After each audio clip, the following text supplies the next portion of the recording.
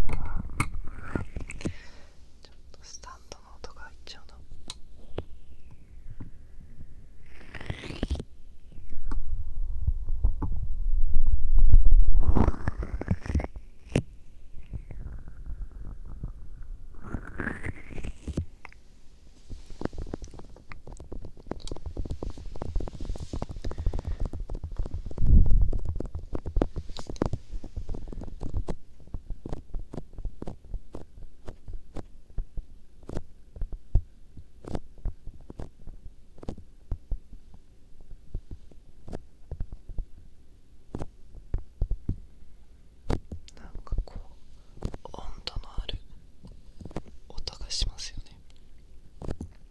よくこう文字とかに色が見えるとか、すっごい天才の人とか言ったりしますけど、こう音に対する温度感ってわりかしみんなが持ってる面白い第六感なのかなとか思ったり思ってみなかったり、第六感ですらないのかな。なんかこう音も温度も、だから視覚と触覚が、視覚じゃないか、聴覚と温度を感じるのって触覚かな。ちょっと全然関係ないところ、触覚か。第六感というものの定義にすごい疑問を抱いてしまった。文字に色が見える、第六感なのかそれって。こう何か未来を感じるとかは第六感だけど、文字に色を感じるって視覚が進化しただけっていう説はありますね。そもそも文字に色が見えることを第六感と言っていないのかもしれないけど、はい、そういう曖昧な言葉の定義とかが気になってしまうお年頃だったりしますね。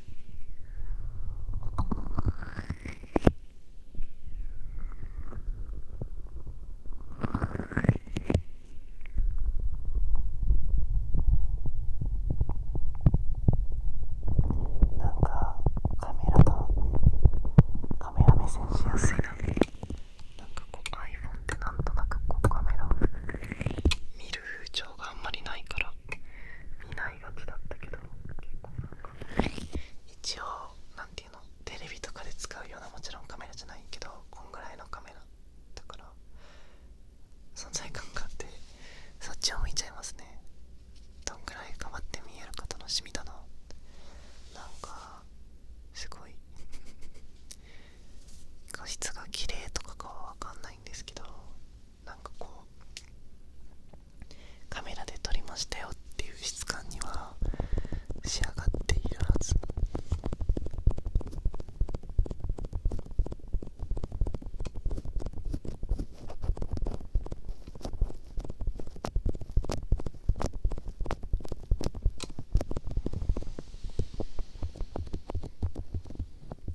右と左で違うことをやるのが苦手すぎる。